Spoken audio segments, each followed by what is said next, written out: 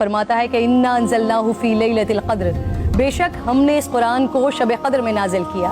وما ادراک ما لیلۃ القدر، اور آپ کو کیا معلوم کہ شب قدر کیا ہے؟ لیلۃ القدر خیر من الف شہر، شب قدر 1000 مہینوں سے بہتر ہے۔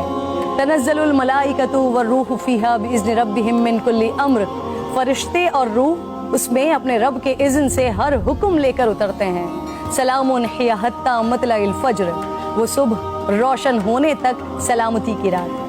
حضور نبی کریم صلی اللہ علیہ وآلہ وسلم نے ارشاد فرمایا، شب قدر کو جبرائیل امین فرشتوں کے جھرمٹ میں زمین پر اتر آتے ہیں۔ وہ ہر اس شخص کے لیے دعائیں مغفرت کرتے ہیں جو کھڑے بیٹھے کسی بھی حال میں اللہ رب ذوالجلال کو یاد کر رہا ہو۔ ہزاروں مہینوں سے افضل اس رات کے عطا کرنے کے پیچھے بھی ایک راز ہے۔ رسول پاک صلی اللہ علیہ وآلہ وسلم کو سابقہ لوگوں کی عمروں پر آگاہ فرمایا گیا، تو آپ نے ان کے مقابلے میں اپنی امت کے لوگوں کی عمر کو کم دیکھتے ہوئے یہ خیال فرمایا کہ میری امت کے لوگ اتنی کم عمر میں سابقہ امتوں کے برابر عمل کیسے کر سکیں گے؟ بس آپ صلی اللہ علیہ وآلہ وسلم کو لیلۃ القدر عطا فرما دی، جو 1000 مہینوں سے افضل رات ہے۔ لیکن وہ رات کون سی ہے؟ اس عظیم رات کو کہاں تلاش کیا جائے؟ اس پر رسالت مآب صلی اللہ علیہ وآلہ وسلم نے فرمایا، لیلۃ القدر کو رمضان کے آخری عشرے کی طاق راتوں میں تلاش کرو۔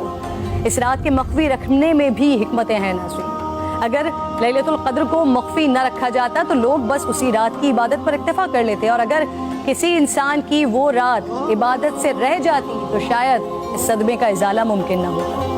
ایک وجہ یہ بھی بتائی جاتی ہے کہ اللہ تعالیٰ کو بندوں کا رات کے اوقات میں جاگنا بے حد محبوب ہے، اس طرح بندے 5 طاق راتوں میں جاگ کر اپنے رب کو منا سکیں۔ اور ایک وجہ گناہگاروں پر شفقت بھی ہو سکتی ہے، کیونکہ اگر علم کے باوجود اس رات میں گناہ سرزد ہوتا تو اس سے لیلۃ القدر کی عظمت مجروح کرنے کا جرم بھی لازم آتا۔ آپ صلی اللہ علیہ وآلہ وسلم نے فرمایا، جس شخص نے شب قدر میں اجر و ثواب کی امید سے عبادت کی، اس کے سابقہ گناہ معاف کر دیا جاتا ہے۔ میری بات ناظرین بہت طویل ہو رہی ہے، میں بس آخر میں آج کی رات تمام مسلمانوں کو حضرت بہلول دانا کا ایک واقعہ سنانا چاہتی ہوں، جس کے بعد شاید کہنے کو پھر کچھ نہیں رہ جاتا۔ ایک دن بہلول بازار میں بیٹھے تھے، کسی شخص نے پوچھا کیا کر رہے ہیں؟ آپ نے فرمایا اللہ رب ذوالجلال اور بندوں کی صلح کروا رہا ہوں۔ اس شخص نے پوچھا پھر کیا بنا؟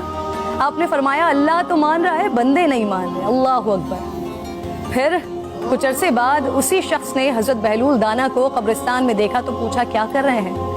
بہلول نے فرمایا اللہ اور بندوں کی صلح کروا رہا ہوں۔ اس شخص نے پوچھا پھر کیا بنا؟ آپ نے فرمایا کہ بندے تو مان رہے ہیں لیکن آج اللہ نہیں مان رہا۔ آنکھ بند ہونے سے پہلے منا لیں اس رب کو۔ میری التجا ہے، میرے حق میں بھی دعا